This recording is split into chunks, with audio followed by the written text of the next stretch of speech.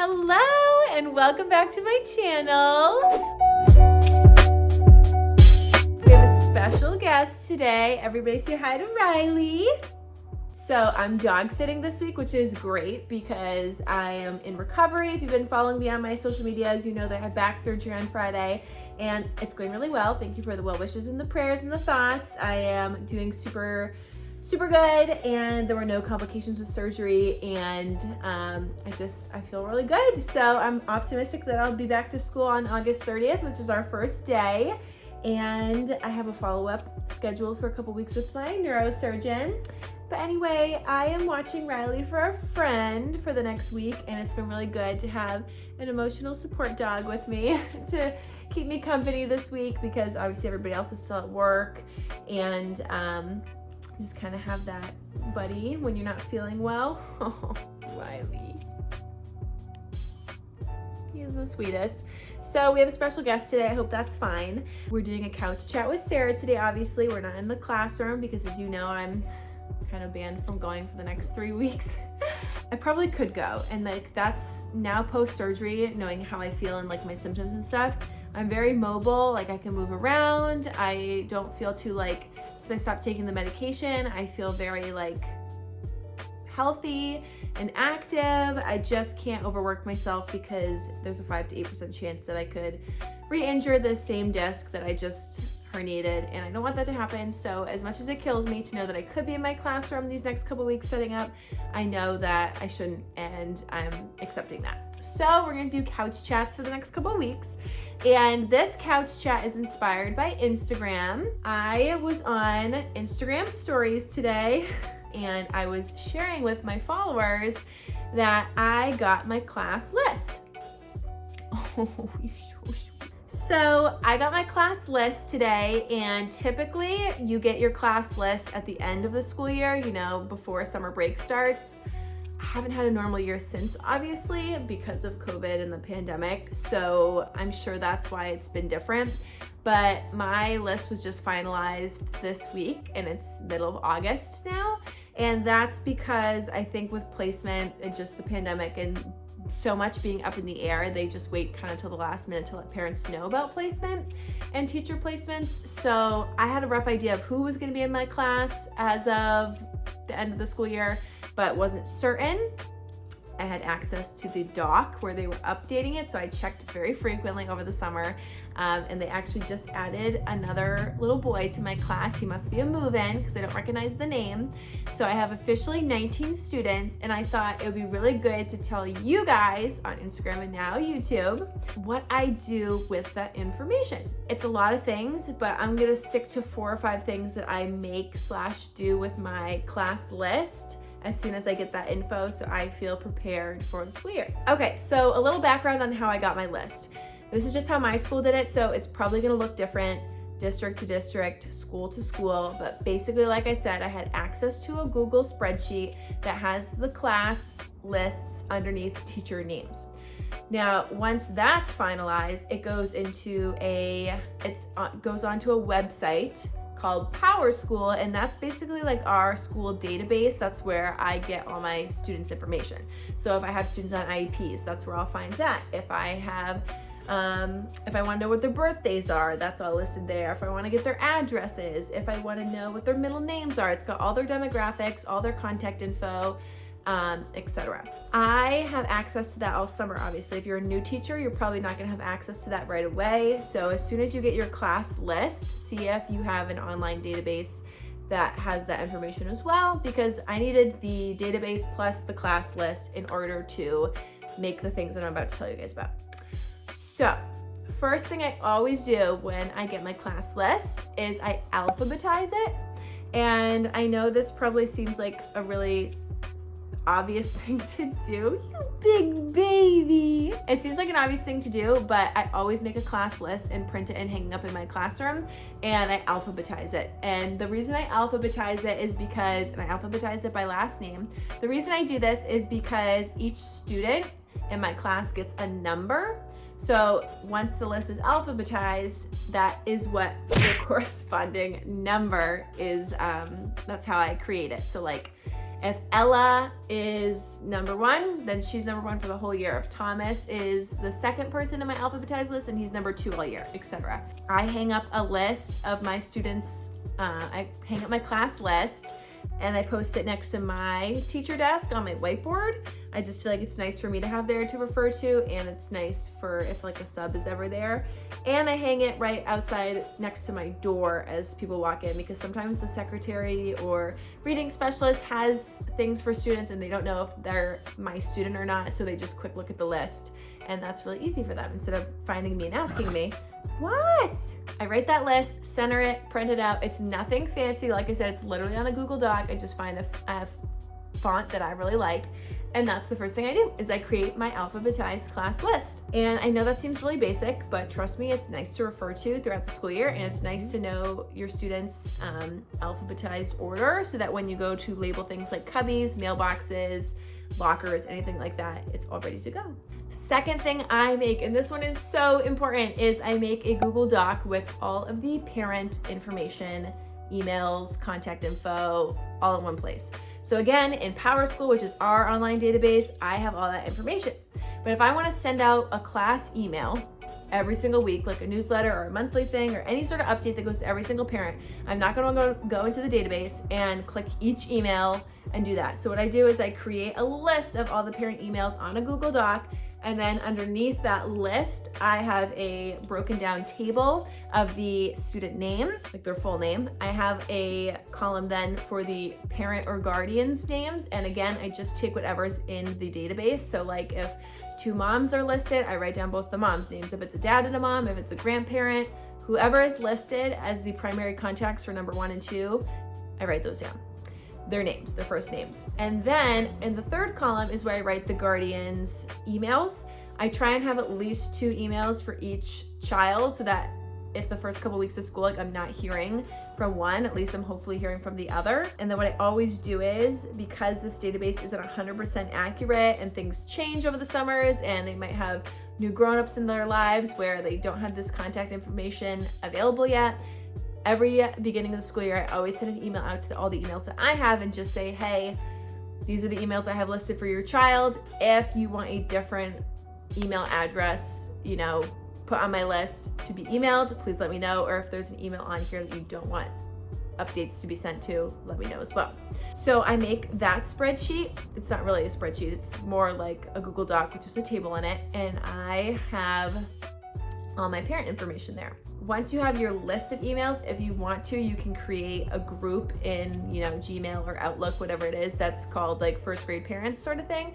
Or you can just always have that Google Doc ready to copy and paste your group. So it's ready when you want to send out a whole group email. I also like having the table so that if I just need to email one child's parents, I know where that email is as well. As the year goes on, you're going to recognize parent emails and know which student is attached to each parent email, but it's good to just have to double check and always have that kind of consistent place to go and make sure you have the right contact information. And as soon as you send out that beginning email to parents about, which contact do you prefer, which email is the best, blah, blah, blah, update that in your Google Doc as well, so that you're not sending, I've had that before where I was sending emails to an email address all year and didn't get a response once. So yeah, avoid that if you can.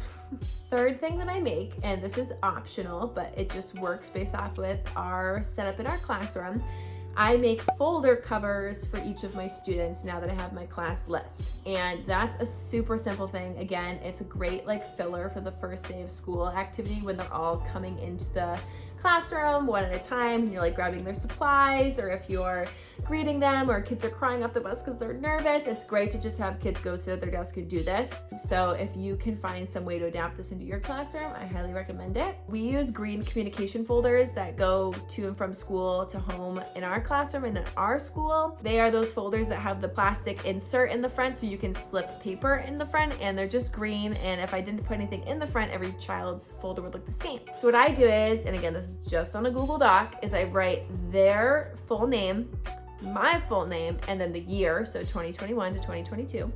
And that's all that's on the page. And I make one for every single student, so 19 pages, print them out, slip them in those folders. But before we slip them in and take them home that first day, I have them decorate them.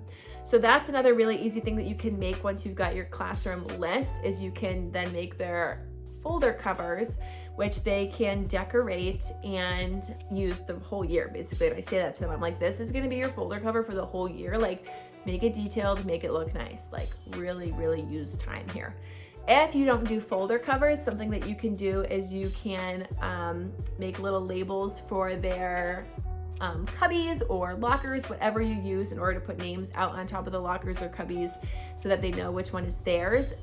My teammates use index cards, and you can either write their names on the index card and have them decorate the index card for their locker, or you can use like a labeler and put their name on that and then have them decorate the index card around the label. So that's another idea too, for ways to have students kind of be in charge of decorating their own stuff in the classroom that's theirs, and helps them know what's theirs and what's not.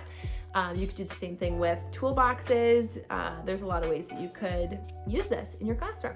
So that's number 3. And then number 4, the last thing I do that I set up for the school year over the summer with my class list is I create a data spreadsheet. I know, sounds heavy. Let's explain that. This is actually something I'm doing different this year. So last year I just used a Google Doc because I'm like a Google Doc queen, love Google Docs. But it was really hard once I started adding all the assessments that I was keeping track of, all the data. It was like 10 pages long. And nobody wants to scroll through a 10-page long Google Doc when you can look at a Google spreadsheet and just click on the different tabs all next to each other. So what is a data tracking spreadsheet, Sarah? I'm glad you asked. I keep track of so many different assessments in first grade. I keep track of their reading level. I keep track of their sight words and how many sight words they know, which sight word list they're working on. I keep track of all their assessments for math. I keep track of all their foundation scores. I keep track of their letter naming, their phoneme segmentation, their oral reading fluency, their nonsense word fluency. These are all part of, all those 4 things are part of our DIBELS testing. I keep track of all those things and like to see their growth throughout the year. It's great to access when you're doing parent-teacher conferences, progress reports, report cards, any sort of IEP stuff. It's all great to have handy. Now, all of that is obviously also kept in their file, which is like a hard copy, but I'm very digital. I find that it's super easy to have a digital access to all of their assessments and all of their scores on your computer, whether you're in a meeting with their parents or your teammates, or you're just doing report card comments, or you're sending an email to mom and dad or the grown-ups, whoever. I think it's really nice to have all of that in a spreadsheet. Well, like I said, last year I used a Google Doc, not my jam. We're moving to a spreadsheet. And so what I did today was I created a sheet that had every single student listed alphabetically on the left side column, and then on the top in the rows, that's when in one rows are this way, columns are this way. In each row, there was a student name, and they're all listed alphabetically. And then on the top of the columns, I list like whatever information needs to be up there. So for foundations, I listed like unit 1, unit 2, unit 3, etc. For sight words, I did like pre-primer, primer, first grade, second grade list. For reading level, I just did the months because every single month is when I track their growth. It looks different. For math, I had the different assessments that we do, and underneath is where I'll plug in the scores. And once you have one sheet in Google Docs that has the student list, you can just right click it and duplicate it. And then I just duplicated them all and then edited them so that they fit whatever content needed to be on that slide. So I think there's like 8 sheets I have there, but it's so nice because I can just click through and find the one I want. Whereas when I was doing a Google Doc, I had to sort through, I had to scroll and find letter naming or foundations, whatever was the table I was looking for. So that's the 4th thing that I created today once I got my class list.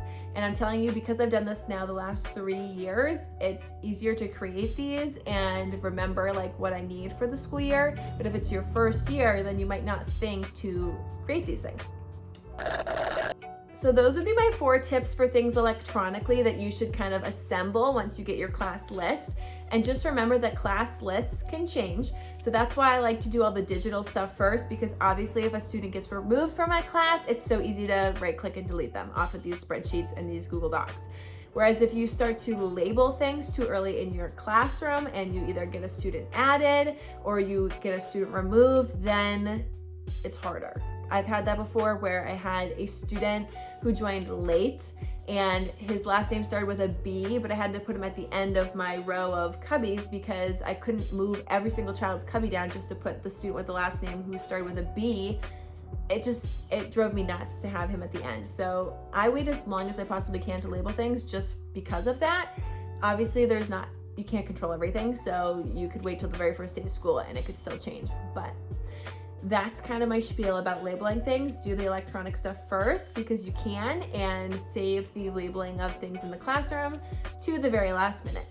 And my biggest takeaway from all this is with everything that you do, alphabetize it and give your students a number. That's all I have for you today. Hopefully that was helpful. Again, I talked about all this on Instagram highlights, and I saved the highlights so you can go to Teacher Tips on Instagram highlights and look at it if you want a more brief, quick version of this, if you can't stay and watch the whole time. Thank you so much for tuning in. I look forward to our next couch chat together. Leave a comment down below on what you'd like to chat about next. And again, thank you so much for all the well wishes and the prayers and the thoughts coming my way. I appreciate y'all so much.